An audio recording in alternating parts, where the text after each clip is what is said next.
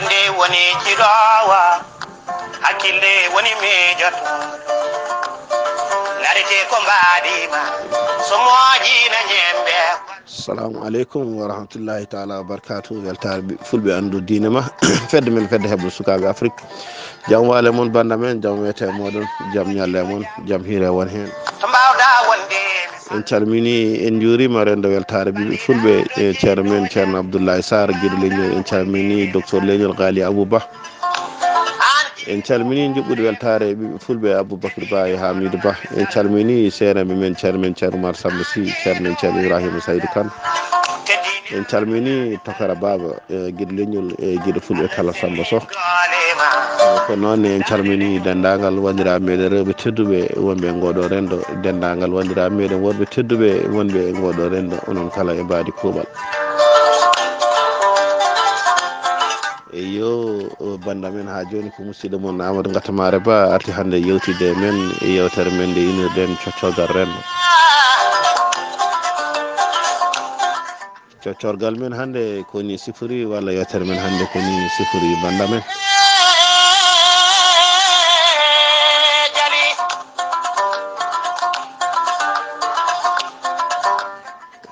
eɗen nayoro hannde walla eɗen jokko e jimol gendiyanke meɗen hono baydi walla mbiya baba baydi maal ɗo wiyata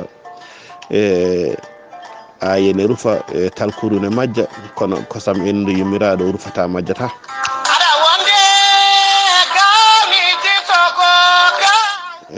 ha paamen jiɗɗe sifade ɗo ko oɗo neɗɗo mo ganduɗa ala ko wuuri so wona kala ko omo waɗa ko beela o yetto ko ceernam sehilam ibrahima saydou kane ko heewi wiide ko ñugam ñugue.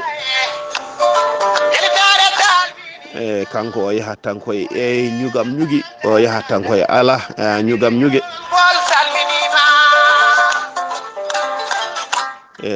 mbiyami ko yomi ya funnague, ala min mbiyami tan ko yomi ya hirnague. mbiyami ko yomi ya dane maayo, ala min mbiyami ko yomi wontani dow jeeri. mbiyami ko yomi waɗ commerce, ala min mbiyami ko yomi liggey tubako. mbiyami ko yomi res debbo ɓalejo, ala min kay mbiyami tan ko yomi res boɗejo.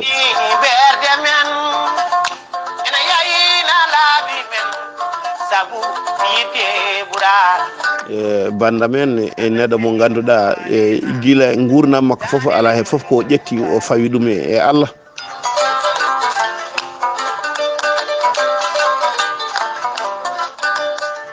kala ko are wadde o ala foof ko heni hen Allah, kala ko hunde nde o yaha ko beele o yaha e ñugam ñugui walla o yaha e ala ñugam ñugui.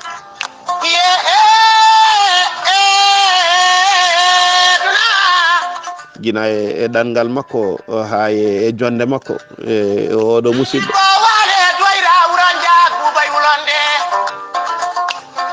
o wawa yaade o haɓɓaki, o wawa yaade o momaki, o wawa yaade o fiɓani.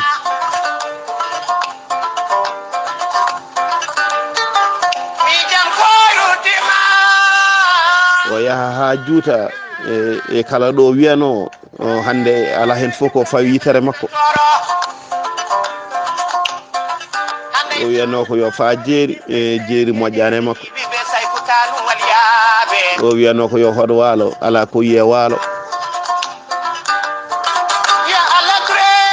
o yaha haw jooɗo o anda e hoore makko, o anda e peeje makko. weltare ɓiɓe fulɓe fulɓe fullaɓe jaam, fulɓe julɓe ɓe gandanɗa hoore ma ɓiɓe julɓe. hol wasiya moɗon e oɗo neɗɗo, hol wasiya moni jiyaɗo jibinaɗo mo ganduɗa hoore ma Allah ni jibin, Allah ene addi ɗum e aduna ene waɗi arsugo e tiine mum. hol wasiya moɗon e ɓiɗɗo jibinaɗo, hol wasiya moɗon e guurɗo e juulo waktuji joyyi, hol wasiya moɗon e muɗum. beele arsugo woni koye jungo e ñugam ñugue e beele ala ɗanniɗo mo yahani e ñugam ñugue dañ beele ala mo momaki ɗanni dañ beele ala mo lotaki e jooɗi e remi dañ e weltare ɓiɓe fulɓe oɗo musidɗo jaaɗo hannde ha ande hoore muɗum waɗi ko français wiyata ko découragé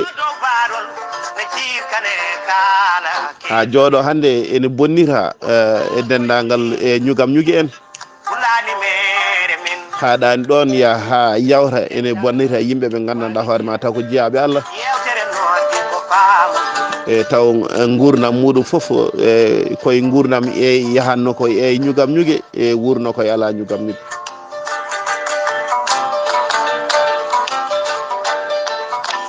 weltare ɓiɓɓe fulɓe so tawi woni en paami ko ɗon tigui hande jiɗɗen e tellorade arsugo woni koye juuɗe Allah arsugo woni koye e juuɗe e Allah neɗɗo goɗɗo ala ko wawi hen hol wasiya moon hande e ɓiɗɗo jibinaɗo